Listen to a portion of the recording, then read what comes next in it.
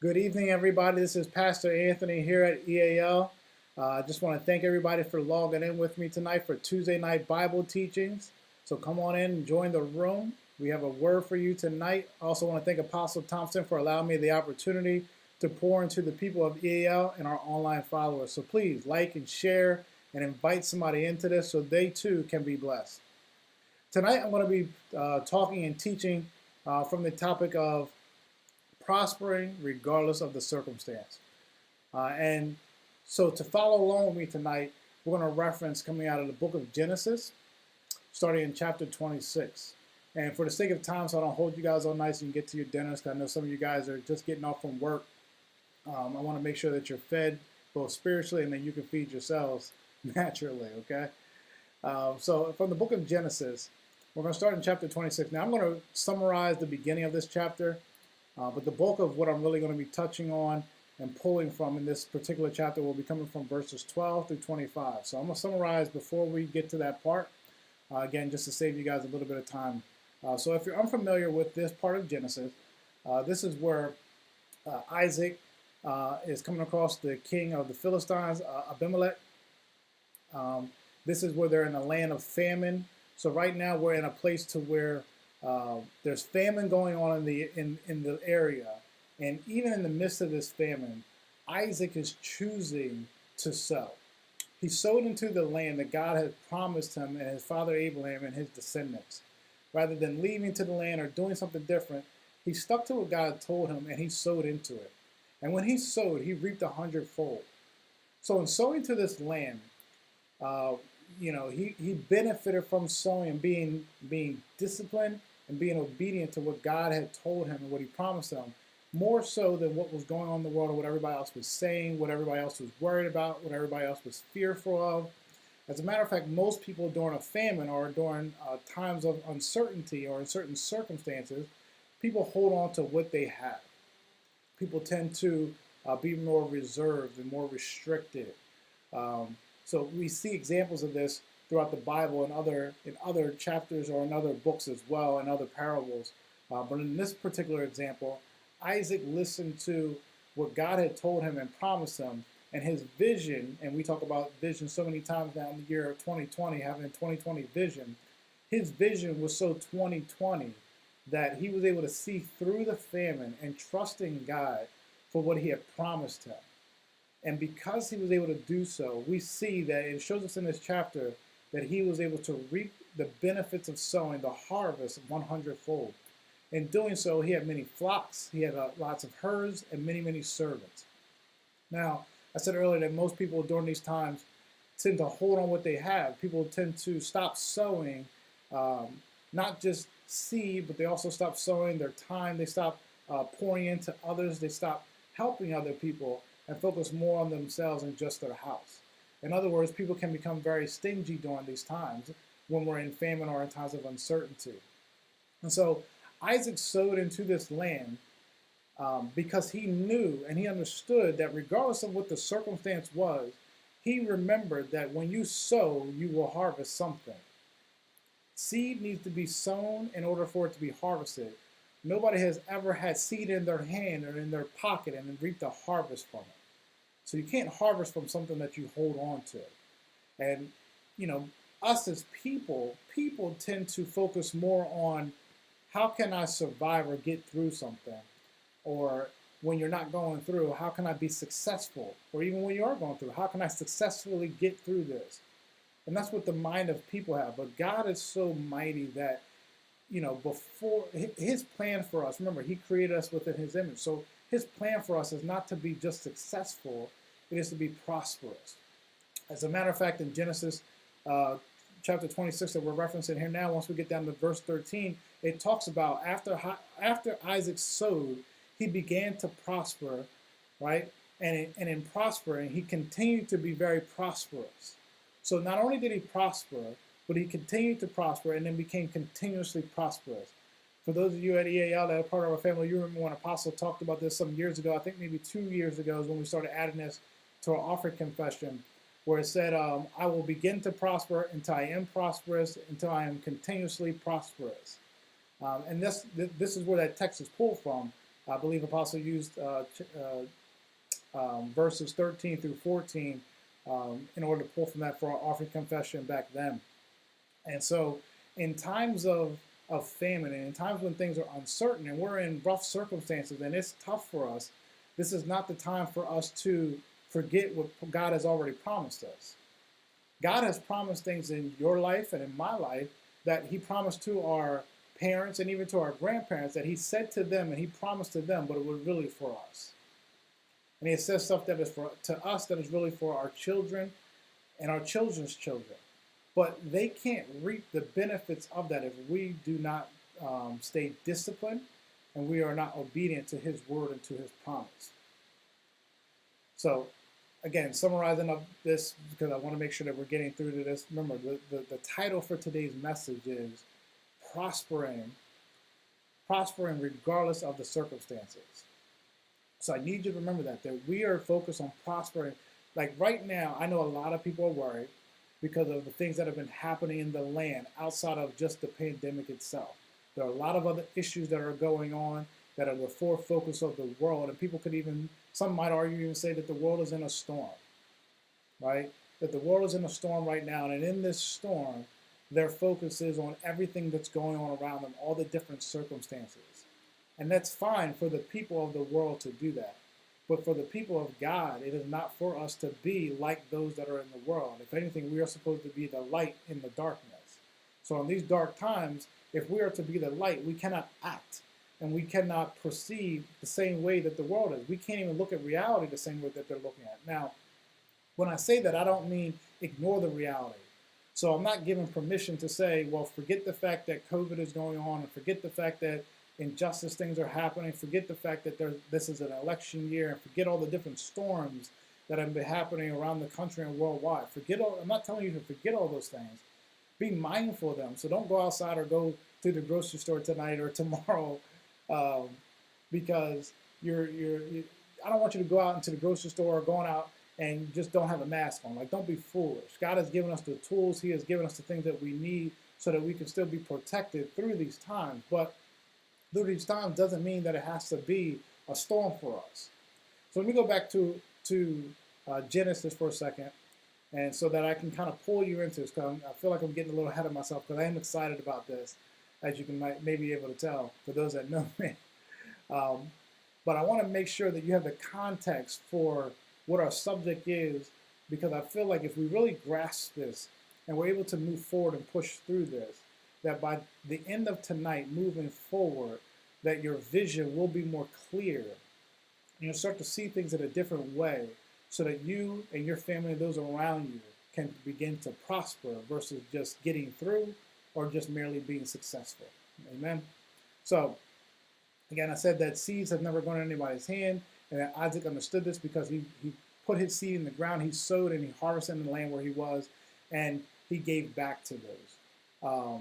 So even while he was prospering, what happens is when people become successful, they get envious of you. Now think about people who are already successful and now you're prospering. So you've gone above their level of success and now you're prospering. Well, those successful people and those who are even less successful are going to start to envy you. They're going to become even jealous of you. And so, in fact, in this day and age, in this example with Isaac, King Abimelech was the king of the Philistines. He's the king of the area. And the king became very jealous and envious of Isaac, so much so that he asked him and ordered him to leave the land. Now, he did so in a very non-violent manner, but he still asked him to leave because of how jealous he was of him prospering during these times. And then from there, Isaac and his flocks and his herds and his many servants, they left and they set up camp in a valley. And in this valley, they dug up the wells that the Philistines had filled up from his father's time when Abraham was around. They filled up these wells with the land itself. And so in filling them up and stopping them up per se, Isaac and his men went out into this valley, went out into these valleys, and they dug up the wells. So I don't know if some of you caught that or not, but in the valley, he dug up a well. In the valley, they dug up these wells, and not only did they find water, but they found running water. So it wasn't water that was just there. It wasn't just a little bit of water. It wasn't just a pool of water. It wasn't a spring. It was running water. So you have running water that they were able to dig up in these wells. So in the midst of a famine, in a valley, Isaac and his men were able to dig up wells of running water that allowed them to be blessed and prosperous. So I don't want you to lose out on this point that even in the valley and in the midst of the famine, so a lot of things are going on, compounding circumstances that people are looking at in a very negative way. Even with all that, Isaac is so fixed on what God has promised him and what is in his word and being obedient to it that he's blessed in the famine and he's blessed in the valley. He was so blessed in finding this running water that those that were in that area, have you ever been around somebody who wanted to take credit for something that you did, for the work that you were able to put in? I'm sure we've all experienced that, whether it's been in our job, in our families, group of friends, whatever it may be. We've all experienced this at some point in time. In this particular scenario, Isaac and his men did the work in the valley, dug up the wells, found the water, and somebody else wanted to take claim to his work. Twice this happened to him. So they dug up 2 wells, and both times the people in the area wanted to take claim to what him and his men had rightfully earned. And rather than fighting and combating with them, Isaac took the high route and said, you know what, here it is yours, you can have it. But when they got to the 3rd well and they dug it up and found running water there, nobody wanted to lay claim to it. So it tells us here in verse 22. So Genesis, again, we're in Genesis. For those of you who are just joining me, we're in Genesis 26, focusing between verses 12 through 25. And in this point, we're talking about where Isaac has dug up the 3rd well with his men and found running water, and nobody wants to lay claim to this. So he names it, as it says in verse 22, he named it Rehoboth, because he said, for now the Lord has made room for us, and we shall be fruitful in the land. So he didn't give up. He didn't give up when there was a famine. He didn't give up when he was casted out and told to go into this valley. He didn't give up while even in the valley. He did the work and somebody laid claim to it. And without arguing and fighting with them, he gave them the fruits of his own labor. He blessed his enemies. He blessed the naysayers. And then the 3rd time around, he dug up and essentially struck gold. He was able to stay prosperous and successful throughout these times, regardless of the obstacles or circumstances around him. Everybody else was so focused on the negative that he focused so much on God's word and had his vision so locked in on God and was looking to the hills so much so that he was able to be blessed through and time again, and unselfishly blessed. That being fruitful in the land, he was able to still give back to the people. So Isaac understood that not only am I going to prosper, but I'm going to help other people to prosper. I'm going to take care of other people. How about this? Better yet, in time of famine, Isaac prospered and sowed into the land, and then in the valley was blessed, while the world is focusing on the famine, and nobody dare goes into a valley willingly. Now, outside of Genesis, let's take us into Noah. We all know the story about Noah and the ark and how God flooded the world, and Noah loaded up everybody, all the animals 2 by 2 onto the ark. While there was a storm going on in the world, Noah and his family were safe in the ark, prospering and being blessed. So what does this mean for us today, in these day and times that we're in? Well, I have 3 points that I want to make for you guys to hold on to tonight, and hopefully these 3 points will bless you, and they will help you be able to navigate through the times that we are in. Because during these times, I'll be the first to tell you that there are people prospering. There are people that are not struggling. There are people that are not worried about their next meal. There are people that are not worried about how the bills are going to get paid or how the lights are going to stay on or if they're going to be healthy. They're not worried about, they're not stressing and they're not fearful of the circumstances that are going on around them. They are very aware of them, but that is not the focal point. That is not their vision. They're not so focused on that that they can't see through the darkness to the light that God has promised us, because God has said that he will never forsake the righteous, that he's always there with us. So point number one, the storm that the world is going through is not your storm. The storm that the world is going through is not your storm. It is merely your season for opportunity and growth.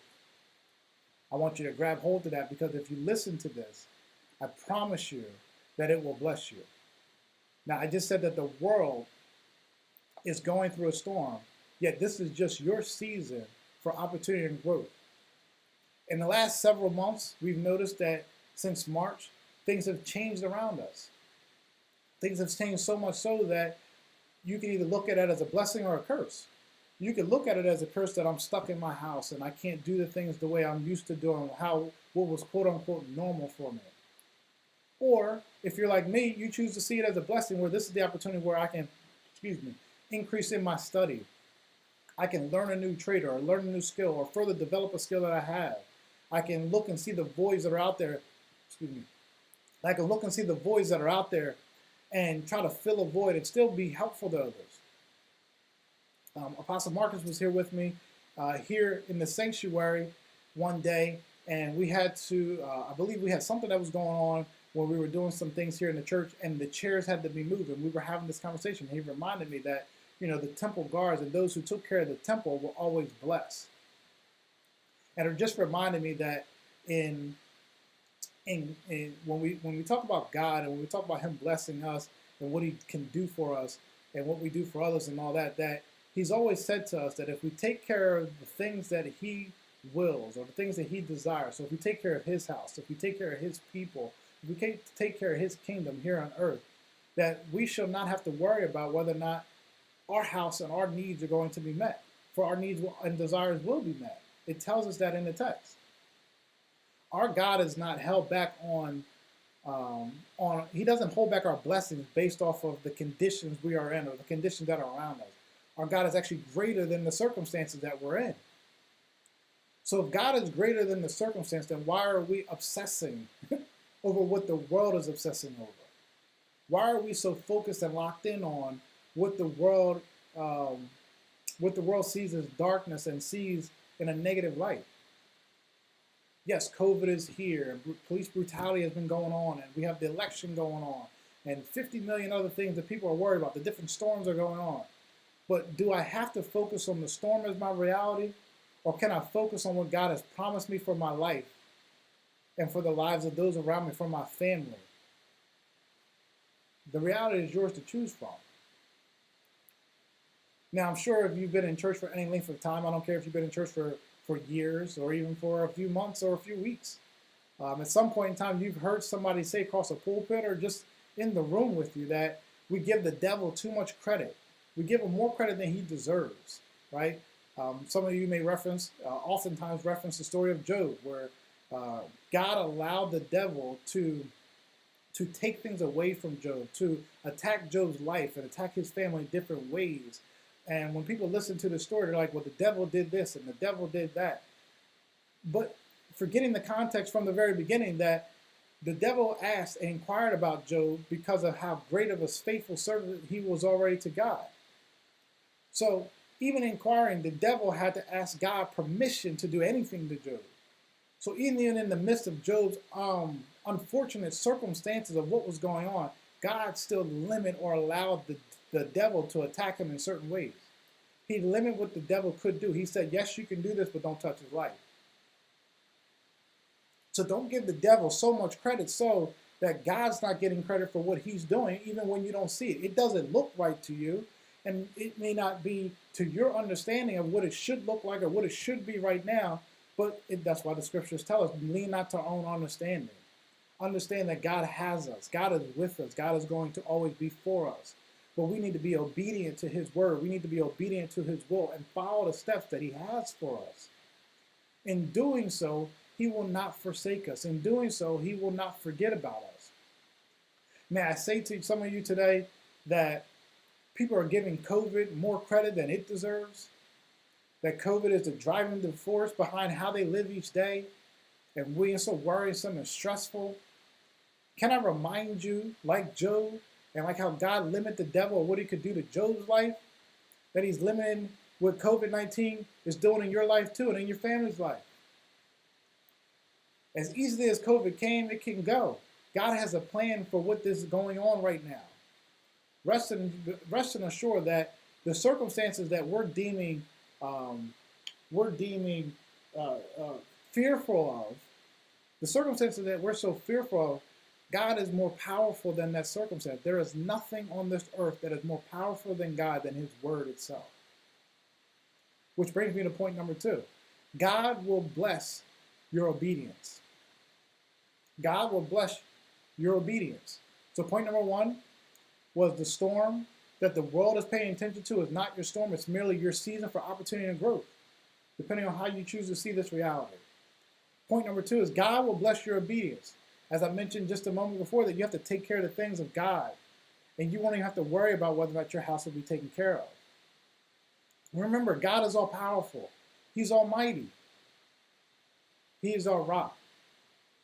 We look to the hills when we have problems because that's where God is. When we're in the valley, he sees us. He sits high and he looks low. He's more powerful than anything on this earth. But as I mentioned a minute ago, the only thing more powerful than God himself is his word. So much so that if you remember some teachings from some months ago, it might have been a year ago from now, during a Bible teaching that Apostle had here, where he talked about how God submits to his own word. So as soon as he speaks it, he has to submit himself to it and obey it. He has to follow suit to his own word, For he has promised us that the righteous will never be forsaken, that those who take care of his temple and his people and his kingdom here on earth shall be blessed. That those who sow into his people and into his things, that they'll have a return to them. It won't come back to them void. It will be pressed down, shaken together, and running over. That when you pour into others, he will pour back into your cup, overflowing, more than you could ever desire or even ask for, ever abundance. That if we stand on the word of God, of which he's submitting to, that no weapon formed against us shall prosper. For our God will not allow, think about that, no weapon formed against us shall prosper. But God. No weapon formed us shall prosper. That means not COVID, not police brutality, not whoever sits on the throne. I don't care what is going on or what the circumstances is. It cannot prosper more than us. God will not allow the enemy to prosper more than the people that he has created in his image, because he created us not to be successful, but to be prosperous. As a matter of fact, the word prosperous or prosper is mentioned in the Bible 48 times. The word prosperous is mentioned in the Bible 8 times. The word success or successful is mentioned once. And in the reference that it is mentioned in, I believe it's in Joshua in chapter 20. In Joshua chapter 20, I believe it's around the 8th or 9th verse, where they talk about being prosperous and successful. The word prosperous is in the same sentence as the word successful. God created us in his image to be successful. He does not ignore us. It may seem like things are falling. It may seem like there's chaos around us, but we serve a God that is a God of order, that is a God who created us to be prosperous. During these times in the pandemic, I, for one, will be the first to tell you that I have been more than successful during this pandemic, during these times. I don't even look at this pandemic as me being in a storm anymore. I have now, through this study, have changed my sight to look clearly on the vision that what God has promised for me and my life and for my family and my children's children, that I will get through any storm that he puts me through. That the world can focus on COVID-19 and everything else that's going on as a storm if they want to, but I choose to focus on this time as my season for opportunity and growth. Things might be different, things might have changed, and even at times I might have been uncertain for what's going to happen next. But one thing I have not been uncertain of is where my source comes from. I'm not focused more on how or if I will be blessed. I'm focused on the source that does bless me and provide the gifts that I already have so I can provide to my family. I trust that in my obedience to God that everything else will get out of the way and will be taken care of. God rewards those, and you see many examples in the text where God rewards you for your obedience to his will and his word for what he calls you and asks you to do. Some people step out on faith and started their own ministries during this time. Some people stepped out on faith and changed how they did their ministry this time. And God is rewarding their obedience for just doing what he has asked them and called them to do, more so than the results that they're getting from doing it or how skilled they are at doing it. If you look at many different examples in the Bible, God didn't choose people who were already successful at most times to do his will, to be an example of his kingdom, to be an example of what it means to be his child, to be a leader in this kingdom. As people of God, we have to understand and continue to understand that he is always going to be there with us. He is always providing provision for us for the ways that for the steps that he's ordering for us. God is ordering our steps, and we may not be able to see the next step clearly, but if we just focus on step one, which step one is simply carrying out the obedience of what he is asking us to do right now. Forget the next. Because in this sea of darkness, I can see the cloud where the harvest is going to come from, because the rain's going to happen and it's going to pour out over this deserted land. I can see that even when the world doesn't even choose to focus on it. I can see that clearly today with 2020 vision, just as soon as it will happen when God causes it to happen. Because if I fix my eyes on the darkness, then my vision will be distorted. If I fix my eyes on the darkness, then I will not see the light of the Lamb. If I fix my eyes on everything that's going around me in the chaos and confusion, then my household will have chaos and confusion. And how can we have order with chaos and confusion in our house? I run the risk of becoming double-minded and having my mind wander and going 50 million different ways if I focus on what the enemy has for me more than what God has for me. Which brings me to point number 3. Focusing more on our source than the blessing. I mentioned that just a moment ago. I know I'm getting ahead of myself because I said I was excited about this. I'm excited about it because in focusing so much so on my source, more than the blessing or more on the things that are happening around me that were not blessings, I know that I will be blessed. I know that I will be taken care of. I will be blessed beyond measure because I'm so focused on making sure that I'm doing what God wants and reminded every day that I'm waking up alive. I'm waking up in great health. And it's not just because of my own doing, but it's because of my obedience and because God has submitted to his word that he said he would do these things. They have already been promised back from the times of Abraham that his descendants will be blessed and their descendants will be blessed and continue to be blessed. I thank God every morning for allowing me to wake up and be able to see clearly, to be able to get up with my own strength, to be able to be in good health, to have food in the house, to be able to come to a place and worship, whether it is in my living room or in my car or out back in my yard or physically here at the sanctuary. That I don't need everything to be perfect in my life to be able to give him glory, to be able to witness for him, to be able to be out there and physically be the example and shining light, that even in the time of a famine and even when there's a flood covering the entire world and that's what everybody is focused on, I am still the light and I am still being prosperous. I remember every day and I am reminding myself daily to beat my flesh and allow my spirit to be prosperous. Because the more my spirit is being fed, the more my spirit is dwelling in the different places, and I allow that Spirit of God to take over the atmosphere that is around me, the rest of the things will be taken care of, and it has no choice for me to be blessed and those around me to be blessed, and in whatever way God sees fit for that to be. Forget what the world considers being successful and what the world says we should or should not look like right now. Right now, those who are being obedient to God and making sure that they seek him first daily and beat their flesh daily are being prosperous during this time. And I don't know about you, but I'd rather be prosperous more than successful any day of the week. So if you're like me, and after listening to me today, I want you guys to look forward to knowing and understanding that we were designed by God in his image. Man was created in his image, and he breathed life into us.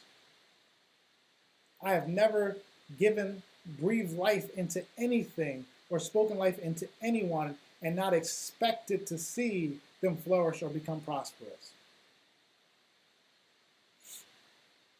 In these troubling times, I can continue, and I know that I will focus on being prosperous because I choose not to allow my circumstance of what's going on around me and what the world says my focus should be on. I will not allow those circumstances to alter my posture.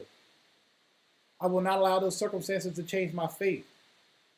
I will not allow my focus to be blurred and taken off of the hills for which my help comes from. I will not look into the darkness and focus on what it is I cannot see and what I do not need to pay attention to, and I will not give the devil or COVID or anything else more credit than it deserves, because I know that my God is all powerful and he controls and even limits what they can do to me and how it will affect my life and my family's life. I have been so blessed during this pandemic that I have had no family members that have any COVID-19 scares. All of my family that I know of is being well taken care of, and they are prospering and succeeding during these times. Outside of my physical family, my church family, and those who I communicate with, I am listening to you guys, those who I'm shepherding over, I've heard from you guys, and people are giving me back great reports of their health is getting better. Their financial situations are getting better. Their marriages are getting stronger. The bonds are becoming closer more now versus dividing.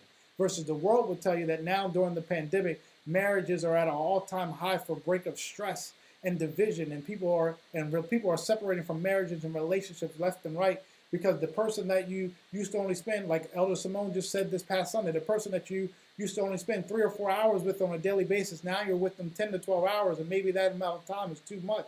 But not when there's three people within this relationship. It is you, your spouse, and God. And whatever God puts together, let no man take it apart. Not even just man, but let no devil, no pandemic, no circumstances in the world can let it go, as long as you keep your faith and your eyes fixed on God and what he has for you and your family. So I am being prosperous. I have prospered. I'm going to be prosperous, and I will continue to be continuously prosperous because God said so. So I choose to accept my blessings that will come with me focusing on my source, not my problems, and not on the blessing itself, not even on the giftings that he has given me. For whatever he has given me, I will give him a return on that investment 100-fold back to him. For his word says that it will come back to me, pressed down, shaken together. If I am lucky enough to be like Isaac, it'll come back to me 100-fold more. So I hope this word is a blessing to you today. I want you guys to understand. I want you guys to be prosperous, even in these circumstances. And remember my 3 points.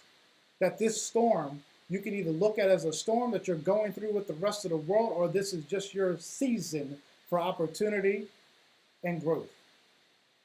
Point number 2, God is going to bless your obedience. So be obedient to him, whether it is within your time, whether it is obedient with your finances and sowing into his ministry. If somebody pours into you, you should pour back into them, because it can only come back to you. Remember, seed that is sown will have a harvest that you can reap from, but seed that you hold on to will merely just be a seed. And point number 3, the most important point of all that we should all know and we all should have our focus on, is to be more focused on our source than the blessing. Give God the credit, give God the glory, worship and praise him every chance you get, whether it's in your prayer closet, whether it is in your bedroom, in your living room, in your garden, in your kitchen, in your sanctuary, at your office, in your desk, or your virtual office at home. Bless God every time that you have an opportunity to do so. Praise him every time you have an opportunity to do so. Do not let the rocks cry out on your behalf. I want to thank everybody for joining me this evening. Again, I hope this has been a blessing to you. My reference point for this is Genesis chapter 26, 12 through 25 was the basis for tonight's study. But please do read the entire chapter, because what you will see even further along, even after being blessed, that his enemies invited him back in because they saw how much God blessed him, Isaac, how much God blessed Isaac, even though they got rid of him and put him in the valley. And they asked them to come back so that they would not be harmed.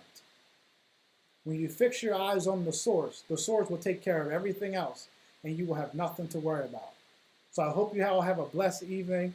I look forward to seeing you guys. I wish I could see your smiles on now, but I know that we are doing what we're supposed to do so that we are able to be safe and be smart about what God has put in front of us. So please use wisdom. Be wise in all that you do.